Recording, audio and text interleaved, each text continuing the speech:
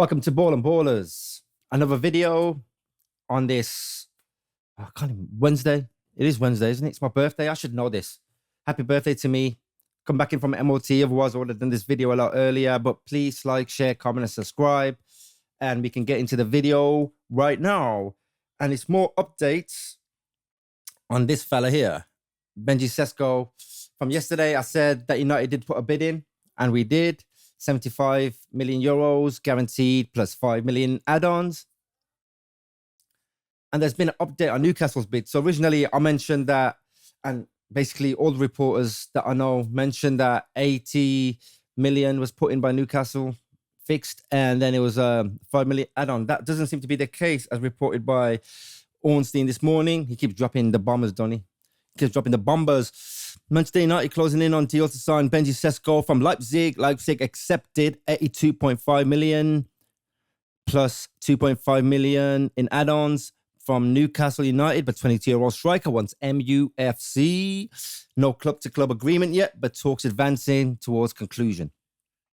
So it wasn't actually then 80 million plus 5 million add-ons. It was actually 82.5 plus 2.5 million add-ons, which is slightly more, which is like 7.5 more guaranteed than we offered.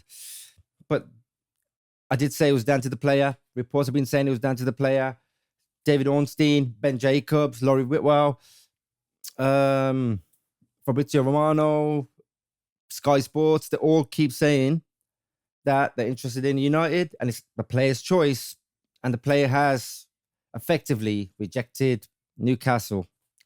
It just doesn't seem to be Newcastle's thing. I know I've seen stuff online where the fans are absolutely vexed, really emotional, talking about they got Champions League football. Okay, that's fine. Keep your Champions League football. We'll keep playing the one game a week and then get into the Champions League next year and let's see how you guys get on. That's the thing.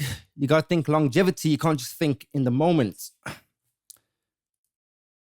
And with longevity, here's what Fabrizio said this morning. Benjamin Sesko has fully agreed personal terms with MUFC, Man United, contract until June 2030 in place after exclusive story yesterday on his clear indications on club preference. Sesko wants to join Man United. Clear feelings revealed here as he never gave same indication to other clubs. Club-to-club talks with Leipzig continue as the German side want a higher fee to get Sesko deal done. So this Newcastle bid, in a sense, is bad for us in a sense where we've got to pay a bit more. I'm sure they want more towards the 80 guaranteed, then a couple in add-ons. But obviously, we're going to try. We're still negotiating that. We're still negotiating terms. I'm not sure if they've agreed to the sell-on clause because that's not been mentioned anywhere. But it seems like we're getting on, and it seems like the Newcastle fans online are flipping out. Oh, we're a bigger club. Oh, my God. And a lot of the time, I see them doing this. Oh, poor fans. Poor Newcastle. Poor Newcastle. Don't forget, though, the deal's not over yet. They can still go to Newcastle. Newcastle probably get happy. You know, I might, be embarrassing myself right here.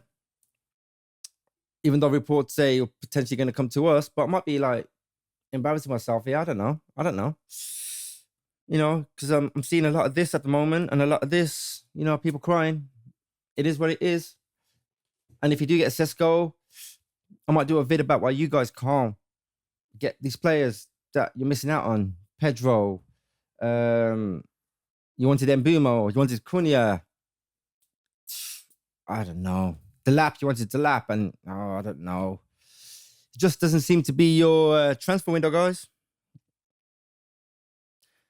But we should hear over the next day or two and potentially get a here we go by hopefully end of the week. I don't think he'll start against Arsenal, even if you do get him in.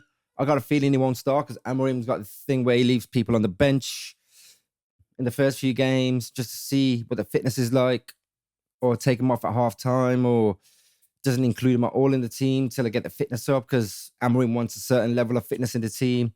22-year-old Benjamin Sesko, I'm sure he's got that fitness there. I'm sure he'll be fine. but I really don't think he'll start against Arsenal, although I want him to. I want it to be like the whole Gyökeres versus Sesko thing. Arsenal wanted Sesko, as we all know, but Sesko's price they didn't want to meet, so they went for Gyökeres instead. We wanted Gyökeres, but we didn't really go in for him, I don't think. We did send out feelers, like, we're interested in Gyökeres, what are you saying? We didn't make an official bid. I don't think Arsenal did either. Not sure whether a bid actually went in. No, but they wanted him. They were chasing him, and then it got stuck to Gyökeres, who was the second choice. Our first choice was obviously Gyökeres initially, and then we went for Sesko. So it's like a role reversal. So that's why I'm intrigued to see what happens in the first game of the season.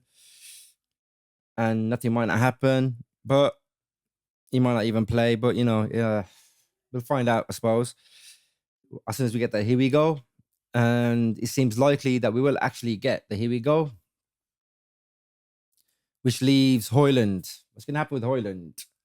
Do we keep Højlund or do we get rid of him? Now, that's the question on everybody's lips at the moment. Personally, Xerxes not really an all-out striker. He's like a false nine. He's better positioned as a 10. He's more of a 10, but we've got that many 10s in the team. I don't know whether he's going to play or whether he's going to start, especially with the injury this preseason. We've also got Shido Obi, who's too young to make this. I reckon he's still got time to develop. He's still young, still 17, still got a long way to go. And if you get Sesko in, you can learn behind Sesko, and then that is what it is. And then if you keep Højlund, we might need him as a backup to Sesko in case Sesko ever gets injured or we need to rotate. But one game a week, I doubt we're going to be rotating very often. So what do we do with him? Get rid of him, maybe? Who's going to come in for him? We'll have to see. I know Leipzig wanted him. He turned him down. There's a few teams in Saudi that wanted him. He turned him down. A few Italian teams wanted him. He turned him down because he wants to stay at his childhood favorite club. He's a United fan. I'd be gutted too if I had to leave my childhood club, but sometimes tough decisions need to be made, and that's a tough one because he hasn't performed. Other than the 16 he scored in his first season, he has not really performed. He's just, I don't know. And then that little tantrum when Dorgu took that shot against Everton and he kicked the post and started throwing a hissy fit. That didn't help him either, because if I was Dorgu and I was in Dorgu's position, I'd have shot too. How can he not? We had some news come in about Harry Maguire. Man United can offer a new contract to Harry soon. But this is reported by the Daily Fail. So, I don't really take what Daily Fail say seriously sometimes, but Fabrizio's reporting it, so there might be some truth behind it. He can end up spending the rest of his career at Man United, deservedly so. There was a time where I was really harsh on him. I was cursing him out. It was so mistake prone. It was unreal. And then last season, he improved. The season before, he started improving. Last season, he did improve. They put him up front as well, and he scored goals a few times that he played up there. So, I mean, I'm happy to keep him. I'm happy to keep him. He went to Lick, can rotate around. I've got no issue with that. If they offer him a new contract, so be it. His contract was going to run out at the end of the season, but there's some players like Sancho, Casemiro, who are not going to get the contract renewed, especially on the wages they're on. So we're going to be saving a lot of money with them. But that's all I have time for at the moment. It's my birthday, like I said. I'm going to go out for the day. Not sure where. The partner's arranged all that. The wife, she's sorted all that out. So we're going to go out shortly. And I just thought I had a bit of time left. So let me do a quick video while I do that. I've taken the day off work, so I can chill and just do this video. A lot of people have asked me how come I haven't got a set time to do these videos, and I will explain that further down the line. It's just because there's numerous health issues going around in my family at the moment, and I will explain all that and more about it when I get time. Tests going on. I had an op last year. I recovered from it. And then obviously my wife fell. My wife's going through something herself, health. My mum went through some health stuff. She's out of hospital now, but she did go through some health stuff. So that's the reason I haven't got a set time. So I'm trying to work it out now where I can get a set time, even if that's like 8 o'clock in the morning, 7 o'clock in the morning to do my first video. I want to at least do at least 2 videos a day. That's going to be my plan for the long run. But then I got work as well on top of that, because I do have a main job. This is, for me, started off as a hobby, and if it turns into a real job, then gladly I'll be doing it. But at the moment, it's just a hobby for me that I spend time. I love football, so why not talk about football? I love American football, so why not talk about American football? And the American football preseason Hall of Fame game was start last week, end of last week. Yep. So the preseason for the NFL started. Probably this week's going to kick off about 7th, I think it is, about 8th. Tomorrow maybe, or Friday. It's going to kick off for the preseason. So I'll be bringing you news about the NFL if you guys are interested. I'll also be going through the rules of the NFL. So I'll be doing videos step by step, telling you about the rules within the American football scene, because there's a lot of people that just don't understand it. And when the Super Bowl's on, they tune in for the Super Bowl and then start mourning about the rest of the game. Like, oh, we don't understand the rules. Oh, what are they doing? What do they stop and start? What? I'll explain all that.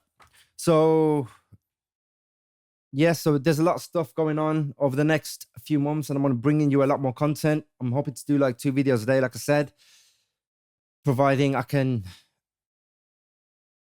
sort everything that's going on around me out.